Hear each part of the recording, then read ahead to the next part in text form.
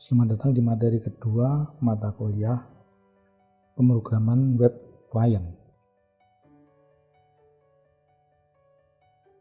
Materi kedua ini tentang struktur dokumen HTML dan sejumlah tag dasar.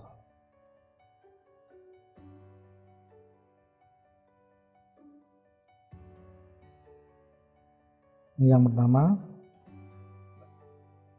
dokumen HTML5 itu diawali dengan deklarasi doctype HTML seperti kemarin ya.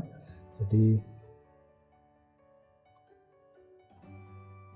seperti kemarin juga ini dipergunakan oleh browser untuk mengetahui, untuk mendeteksi versi HTML yang ditulis. Kemudian struktur umumnya adalah seperti ini. Jadi ini seperti kemarin juga saya menggunakan bracket. Jadi kita bisa langsung membuat HTML skeleton seperti ini. Untuk HTML elemen penulisannya seperti ini ya, secara umum nama teks, kemudian kontennya seperti ini, kemudian tag penutup. Contohnya seperti ini, kita pakai misalnya heading H1, heading pertama, kemudian untuk paragraf kita pakai tag P, kemudian kontennya misalnya paragraf 1 dan seterusnya. Penulisannya sangat sederhana. Kemudian di sini di elemen head ini kita bisa memasukkan objek berupa script, kemudian coding style sheet CSS-nya, kemudian informasi meta dan sebagainya. Ada beberapa tag yang bisa dimasukkan ke dalam bagian head ini, yaitu yang pertama title untuk memberikan judul, ini tampilkan di sini ya nanti ya. Kemudian style ini untuk menampilkan styling menggunakan CSS, menggunakan coding CSS. Kemudian meta nanti akan dijelaskan di bawah. Kemudian link juga bisa dimasukkan di sini. Kemudian script apabila kita ingin memasukkan JavaScript ke dalam dokumen HTML. Kemudian base, script dan no script dulu. Kemudian base, yang pertama tag title ini adalah dipakai untuk menunjukkan atau menentukan judul dari file HTML kita. Elemen title ini dibutuhkan di semua dokumen HTML. Jadi kalau kita membuat dokumen HTML perlu diberi title. Kemudian tag link, ini dipakai untuk menentukan atau mendefinisikan hubungan antara dokumen yang kita tulis dengan file eksternal. Misalnya di sini kita menggunakan file CSS eksternal, file CSS sendiri.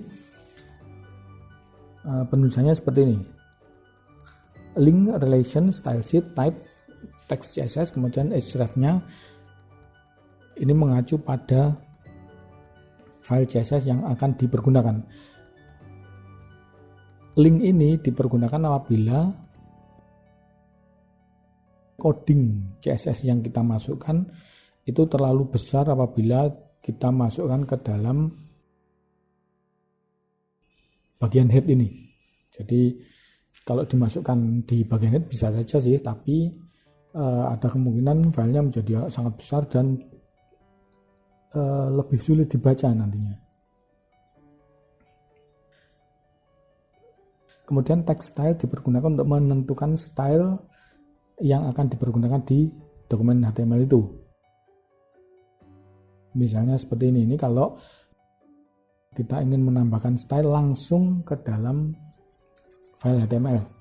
Ini biasanya dipakai apabila kita ingin menambahkan style yang tidak terlalu banyak ya di file HTML. Tapi kalau filenya terlalu besar, umumnya untuk style ini dimasukkan ke dalam file eksternal seperti contoh. Berikutnya tag meta. Meta ini dipakai untuk memberikan informasi tentang dokumen yang kita tulis. Informasi ini bisa berupa deskripsi tentang coding yang kita tulis, kemudian keywords, dulu dipakai sebagai acuan untuk indeks mesin pencari atau search engine dan sebagainya. Contoh penulisannya seperti ini.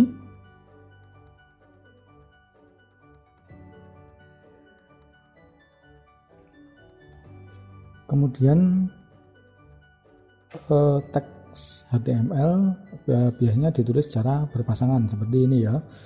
Untuk menuliskan kata dengan huruf tebal diawali dengan tag B, kemudian ditutup dengan tag /B, dan juga P, dan strong dan sebagainya.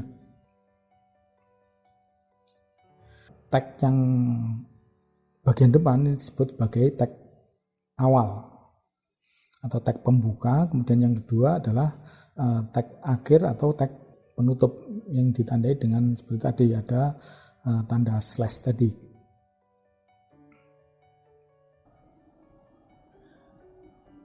Berikutnya atribut di sini diletakkan di dalam tag start dengan pasangan name value seperti ini. Name-nya ini, kemudian value-nya ini. Untuk value-nya ditulis dalam tanda petik, biasanya menggunakan petik ganda, tapi ada juga menggunakan petik satu tanda petik tunggal ya, contohnya seperti ini, bisa dipergunakan dua-duanya.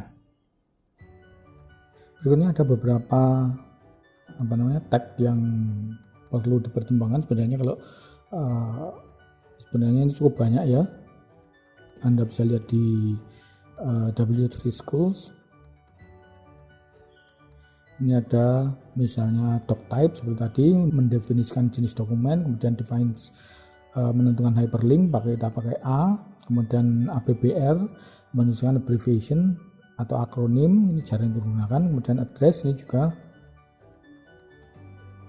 jarang dipergunakan. Yang banyak dipergunakan ini B untuk membuat teks huruf tebal, kemudian base seperti tadi untuk menentukan target URL-nya untuk semua URL relatif dalam sebuah dokumen. Kemudian body untuk menentukan body dokumen, kemudian BR ini cukup banyak juga untuk memberikan break apabila tampilan web kita terlalu padat, itu kita bisa tambahkan break aja di sini seperti ini ya. Kemudian tag button untuk menentukan button yang bisa diklik oleh user. Kemudian juga ada canvas, ini bisa dipakai untuk membuat gambar melalui scripting, tapi biasanya coding untuk canvas ini ditulis menggunakan JavaScript. Kemudian apalagi call, ini nanti kalau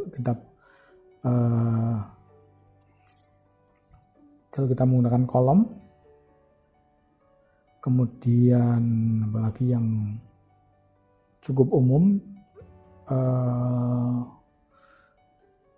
dialog juga meskipun cukup jarang tapi ada banyak yang menggunakan juga.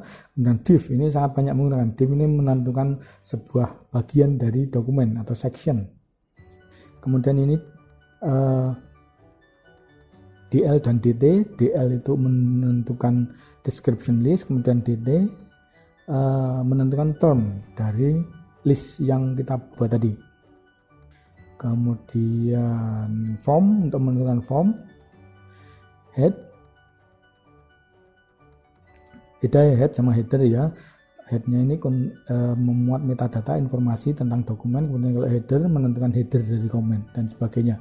Silakan dipelajari, cukup banyak.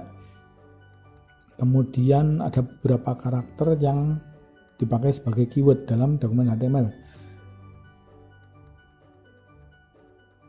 Ada karakter tertentu yang tidak bisa dituliskan secara langsung, misalnya simbol lebih besar dan lebih kecil, karena simbol ini tadinya simbol ini sudah dipakai untuk membuat teks ya, jadi membuat teks.